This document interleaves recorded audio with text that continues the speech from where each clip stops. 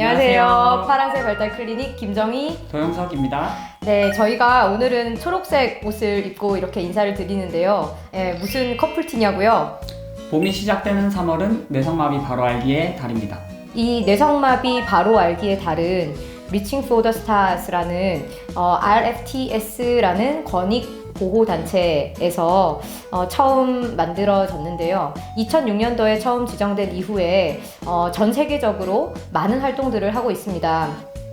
페이스북이나 트위터 같은 SNS에 해시태그를 다시고 Go Green for CP라고 검색을 한번 해보시면 수많은 활동들을 보실 수가 있는데요. 3월 중에서도 특히 25일을 뇌성마비의 날로 지정을 해서 전 세계에 있는 건물의 조명을 녹색으로 전체 이렇게 켜기도 하고 저희처럼 초록색으로 된 뭔가 옷이나 소지품을 이용해서 서로를 기억하자는 의미의 날로 세계적인 행사로 자리매김한 지 벌써 15년째 접어들고 있지만 한국에서는 잘 모르는 경우가 대부분이시죠. 뇌성마비는 1830년 리틀 박사에 의해서 처음 알려지게 되었는데요. 200년이란 시간 동안 양질 연구들을 통해 과학적으로 명백한 근거들이 밝혀졌음에도 불구하고 우리가 너무 잘못 알고 있는 게 많은 게 현실입니다. 네, 그래서 안타깝게도 많은 가족과 아동들이 소중한 일상을 잃어버리시면서까지 정상을 향해 달려가고 있는 것도 현실이고요. 어린 시절 운동 기능 발달에 어려움을 가지게 되는 상태 중 가장 흔하게 발생되는 것이 뇌성마비입니다. 이 뇌성마비 친구들이 전 세계에 얼마나 있을까요? 놀랍게도 1,700만 명이 있습니다. 서울 인구의 약 2배에 달하는 숫자가 살아가고 있습니다. 결코 적은 숫자는 아니죠. 네, 그래서 세계 뇌성마비의 날 단체, 저희는 WCPD라고 하는데 이쪽에서 양질의 연구 결과들을 토대로 해서 발행한 뇌성마비 바로 알기 인포그래픽을 함께 살펴보면서 우리가 함께 제대로 알고 함께 살아갈 수 있도록 연대해 가길 바라는 마음으로 이번 편을 준비해 봤습니다. 한번 포스터를 보실까요? 네, 포스트 곳곳이 초록색인데요. 맨 먼저 위쪽을 보시면 뇌의 어느 부위에 손상을 받았는지에 따라 움직임 양상이 다르게 나타나는데 크게 4가지로 나눠서 설명하고 있습니다. 80에서 90% 뇌성마비의 거의 대부분을 차지하고 있는 경직형은 운동 피질의 손상으로 근육이 뻣뻣해지고 타이트해지는 형태입니다. 그리고 그 옆에 뇌에 깊숙이 해서 움직임의 시작과 끝을 조정하는 기저핵이라는 부위에 손상을 받으면 의지적으로 통제할 수 없는 불수의적인 움직임이 제멋대로 나오게 되는데 이러한 유형을 무정의형이라고 하고 약 6% 정도로 차지한다고 합니다.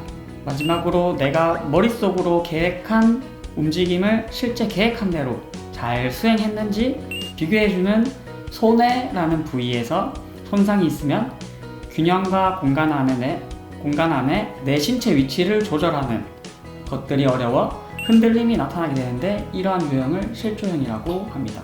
이 실조형은 약 5%를 차지하게 됩니다. 그리고 그 옆쪽을 보시면 경직형, 무정의형, 실조형 이 3가지 중에 어느 한 가지 특성이 아니라 여러 특성을 같이 보이면 혼합형으로 분류하게 됩니다. 네, 이렇게 우리의 대뇌는 아주 긴밀하게 서로 연결이 되어 있으면서도 각자 담당하고 있는 일들이 아주 정확하게 분업화가 되어 있는데요.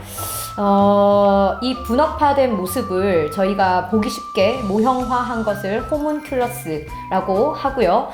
보시는 것처럼 아주 희한하게 생겼습니다. 우리가 손, 혀, 입과 같은 부위는 다른 신체 부위보다는 훨씬 더 민감하고 많은 정보를 받아들일 수 있다는 걸 한눈에 아시겠죠?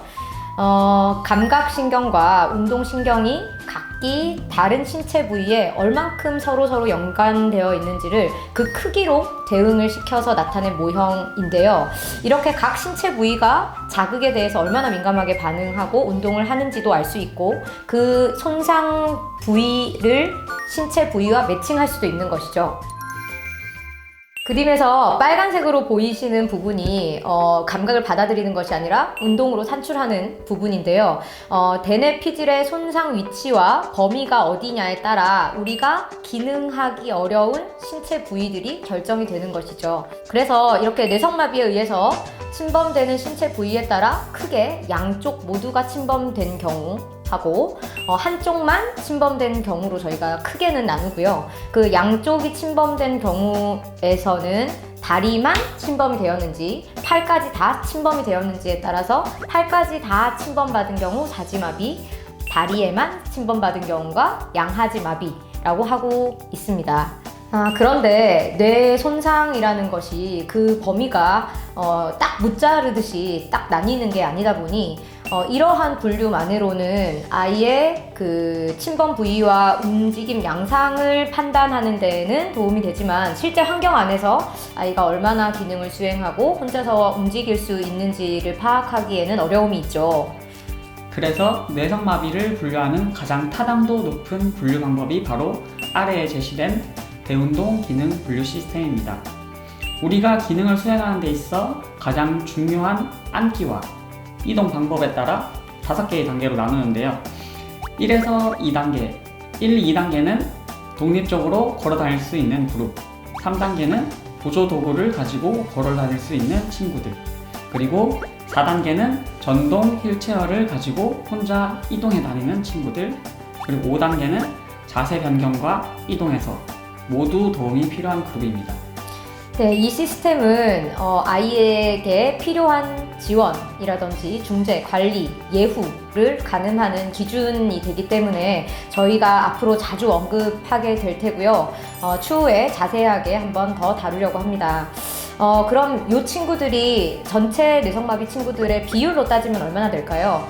1단계가 35.5%, 2단계가 24.5%, 3단계가 10.7%, 4단계가 12.2%, 5단계가 14.11%로 혼자 걸어 다닐 수 있는 게 1, 2단계라고 했으니까 합치면 60%가 되고요. 3단계에 해당하는 친구들, 보조도구나 워커, 케인 같은 것을 이용해서 걸어 다닐 수 있는 친구들이 10% 정도라고 보시면 되겠고요. 나머지 30%는 휠체어를 이용해서 이동을 하게 된다는 것이죠. 그래서 3명 중 1명은 보행이 어렵다고 표기하고 있습니다. 보행 이외에도 뇌가 담당하는 기능들이 너무나 많고 복잡하다 보니까 이 손상받은 위치나 범위에 따라서 다양한 손상들이 동반될 수 있는데요. 먼저 3명 중 2명에서는 팔이나 손에 움직임을 가지는 것이 어렵게 됩니다. 참 인간한테 이 팔과 손은 먹기, 옷 입기, 글씨 쓰기, 공놀이처럼 너무나 많은 일상 활동에 꼭 필요한 요소인데요.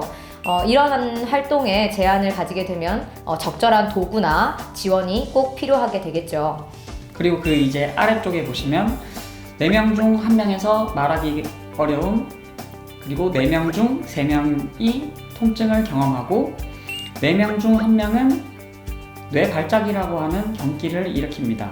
그리고 그 옆에 4명 중 1명은 행동 문제를 일으키고 2명 중 1명은 지적장애를 보이며 10명 중 1명은 시각장애를 가지게 됩니다.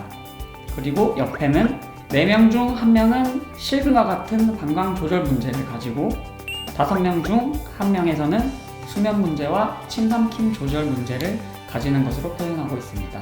그래서 아이마다 적절한 언어 재활이 필요할 수도 있고요. 그 다음에 통증 치료, 약물 복용, 신경과적 관리, 과도하게 울거나 감정 조절이 잘 안 되는 그런 행동학적인 문제를 보인다면 행동 치료, 학습 지원, 안과 진료와 관리, 그 실근과 같은 경우에는 비뇨기과 진료나 관리, 수면 장애가 있다면 수면 클리닉, 침삼킴이나 먹기에 문제가 있다면 연화 치료 혹은 침샘 중재 같은 아주 다양한 지지와 관리가 요구가 됩니다.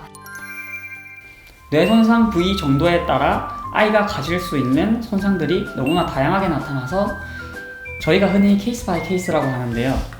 그렇다고 아이들을 관리하는 가이드라인이 없는 것은 아닙니다.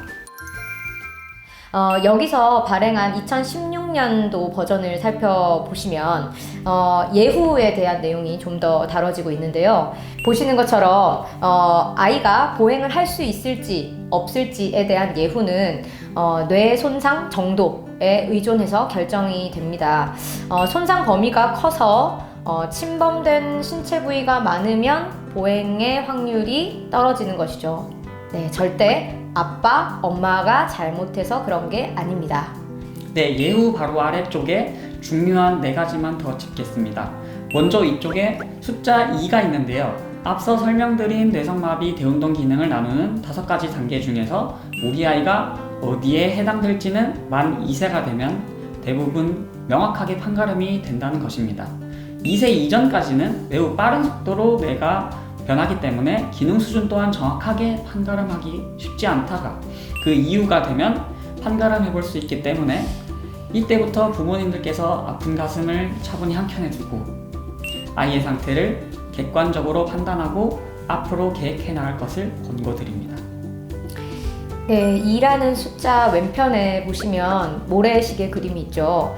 네, 뇌성마비는 일생 동안 가지고 가야 하는 장애라는 의미인데요. 네, 인정하고 싶지는 않지만 뇌 손상은 이렇게 한번 일어나면 정상으로 되돌아가거나 치료할 수 있는 방법이 현대의학으로는 불가능하기 때문에 이 뇌 손상을 가지고 환경 안에서 적응하면서 연습하고 학습하면서 아이가 살아가게 되는 것인데요.